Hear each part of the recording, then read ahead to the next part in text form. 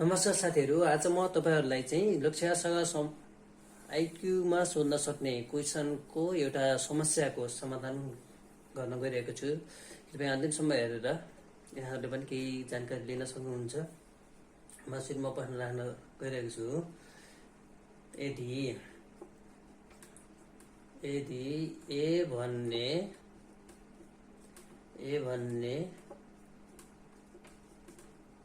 व्यक्तिले 31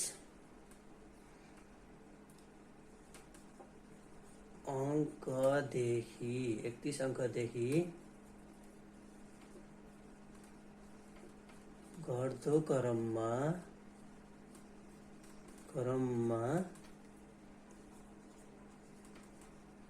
संख्या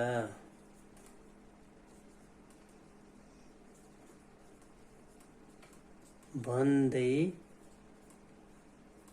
गर्दा बी भन्ने व्यक्तिले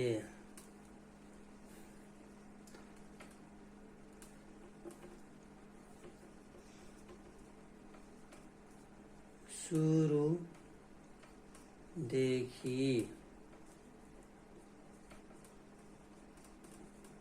बिजोड संख्या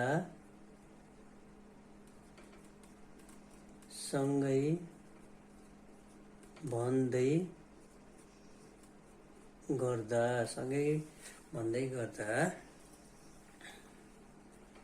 ए र बी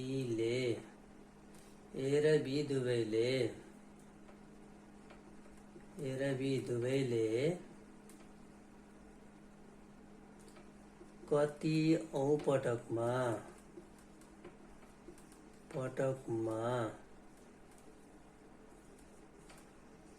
कुन अंक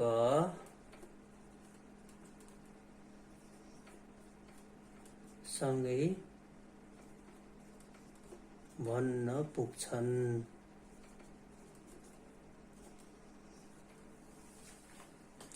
ल त हेर्नुस् है क्वेसन।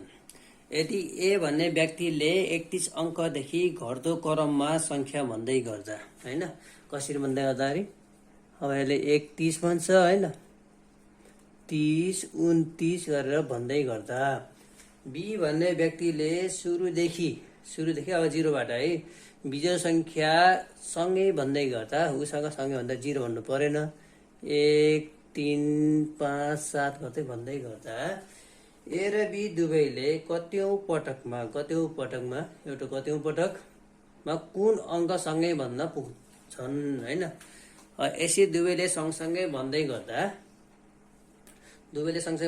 कत्यौं पटकमा कुन अंक सँगै भन्न पुग्दछन्।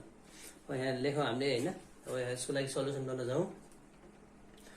एले भन्दै गरेको है, यो एले भन्दै गरेको 31 30 29 28 27 26 25 24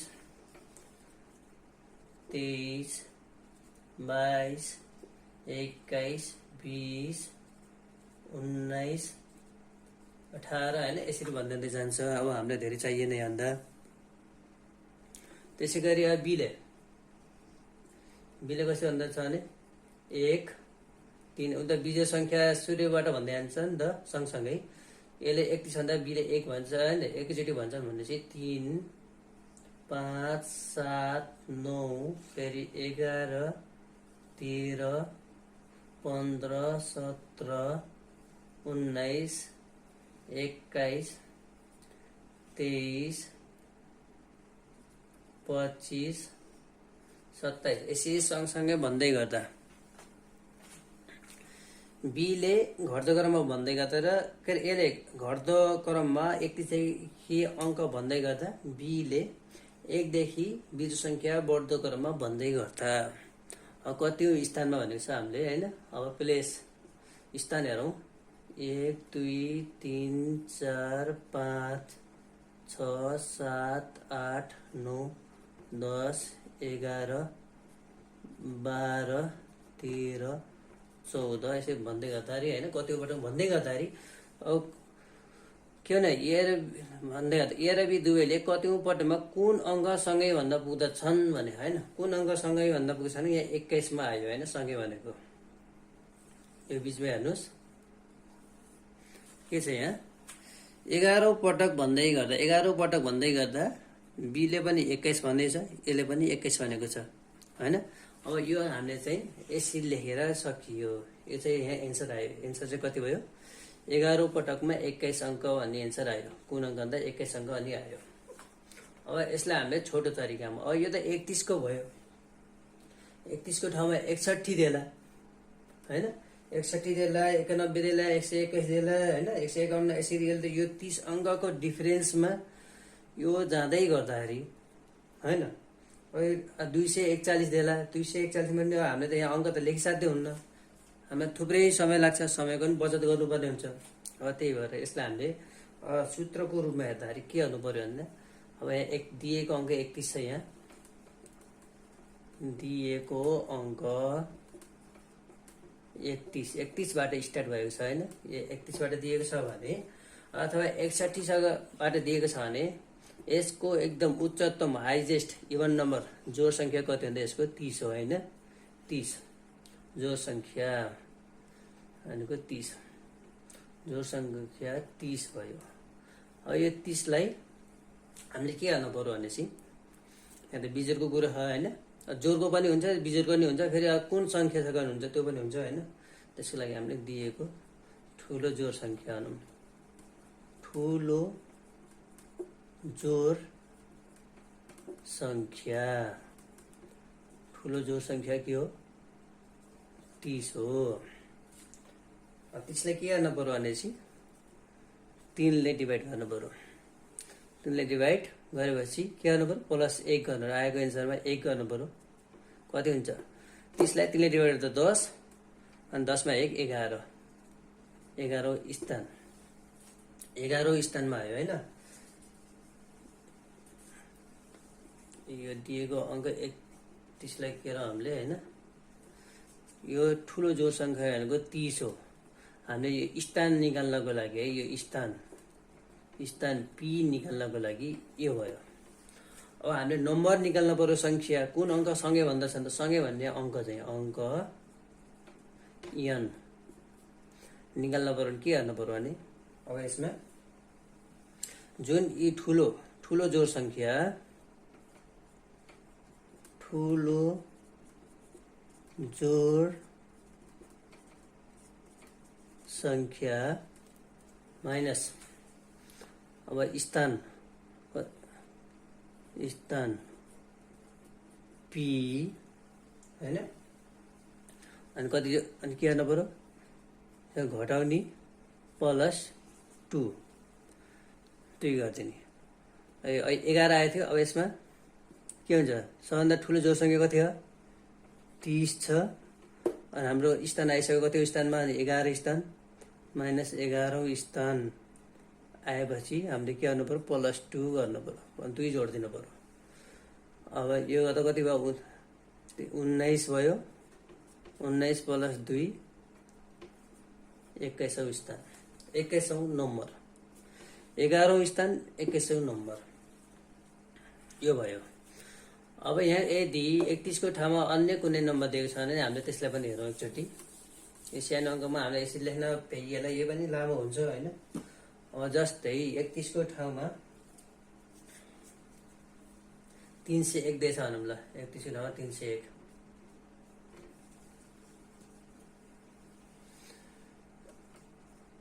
301 अङ्कदेखि घट्दो क्रममा यदि ए भन्ने व्यक्ति छन् कुनै पनि व्यक्ति अथवा हामीले ए मानेछौँ ए भन्ने व्यक्तिले 301 अङ्कदेखि घट्दो क्रममा संख्या भन्दै गर्दा हैन अब 301 हैन 300 299 298 यसरी भन्दै गर्दा बी भन्ने व्यक्तिले सुरुदेखि बिजोड संख्या ऊ सँगसँगै भन्दै गर्दा ए र बी दुवैले कतिौं पटकमा कुन अङ्क सँगै भन्न पुग्दछन् यसमा चाहिँ सबभन्दा ठुलो जोड संख्या कुन हो जोड संख्या इभन नम्बर ल्याउँ हामीले जोड संख्या जोड सङ्ख्या ई भनेको 300 300 हो। हामीले सबभन्दा पहिला स्थान निकाल्नु पर्यो, प्लेस निकाल्नु पर्यो। प्लेस निकाल्नको लागि अब e/3 + 1 यसको कति हुन्छ? 1/3 गर्दा कति हुने भयो? 100। 300/3 300 लाई 3 ले भाग गर्दा कति आउने भयो? 100 आउने भयो। 100 + 1 कति हुने भयो? यो 101 हुने भयो। यो भनेको पी स्थान। कति स्थानमा पुग्दाखेरि 101 स्थानसम्म भन्दै गर्दाखेरि एउटा अङ्क सँगै भन्ने भयो। कुन अङ्क सँगै भन्ने भयो भन्दाखेरि फेरि यहाँ नम्बर अङ्क चाहिँ कुन हो त भन्दाखेरि दिएको जोड सङ्ख्या, ठुलो जोड सङ्ख्या कति हो? 300 हो। 300 मा अनि फेरि यो पी घटाउनु पर्यो 101। अनि यसमा चाहिँ कति जोड दिनु पर्यो? फेरि 2 जोड दिनु पर्यो। यो गर्दा कति हुन्छ त भन्दाखेरि ठ्याक्क तपाईँको 201 हुने भयो। 201 यस यो भनेको चाहिँ 279 + 2 गर्दा 179 मा 101 जोड्दा 300 हुने भयो। अनि यसमा 2 जोडे 201 हुने भयो। नम्बर पनि आयो। यस्तै गरी हामीले जुनसुकै नम्बर दिए पनि हामीले यसरी गर्न सक्ने भयो। अब त्यस्तै यो क्वेसन त भयो बिजोडको हकमा। अब जोड सङ्ख्याको हकमा हेरौँ है त। जोड सङ्ख्याको हकमा हामीले यहाँ हेरौँ, यो 30 बाटै सुरु गरौँ र अनि यसलाई बीलाई हटाइदिउँ हामीले जोड सङ्ख्या है। यदि ए भन्ने व्यक्तिले 30 अङ्कदेखि घट्दो क्रममा सङ्ख्या भन्दै गर्दा बी भन्ने व्यक्तिले सुरुदेखि भनेको 0 बाटै 0 देखि नै जोड सङ्ख्या भन्दै गर्दा ए र बी दुवैले कतिौं पटकमा कुन अङ्क सँगै भन्दा पुग्दछन् हैन। अब यसमा जाउँ, हामीले पहिला लेखेरै जाउँ।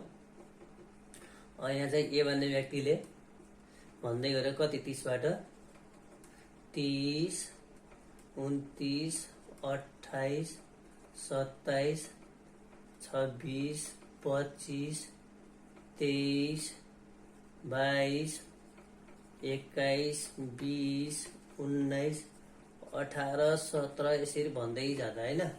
अब बीले के भन्छ भने अब बीले के भन्छ 0 2 4 6 8 10 12 14 16 18 0 2 4 6 8 10 12 14 16 18 अनि 20 अनि 22 यसरी भन्दै जान्छ हैन। यसरी भन्दै जान्छ त्यसले।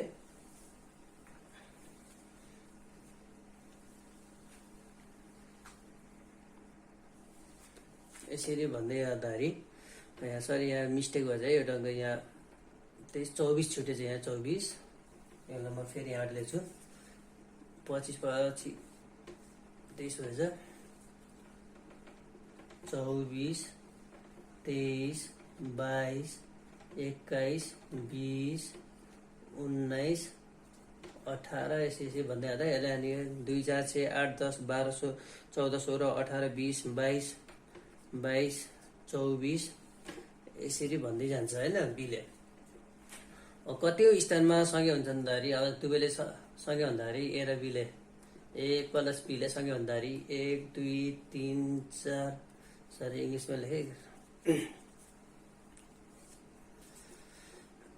1 2 3 4 5 6 7 8 9 10 11 12 13 यसरी भन्ने क्रममा चाहिँ कति स्थानमा सँगै भएका छन्। जस्तो यसले घट्दो क्रममा 20 भन्दै गर्दा बीले नि बढ्दो क्रममा जोड सङ्ख्या भन्दै गर्दा 11औं पटकमा चाहिँ उनले यसले पनि 20 भने बीले पनि 20 भनेको छ। यो भएको हुनाले अब हामीले यहाँ यो यसरी लेख्दा त हामीलाई त धेरै टाइम लाग्छ, समयको बचत गर्नुपर्ने हुन्छ।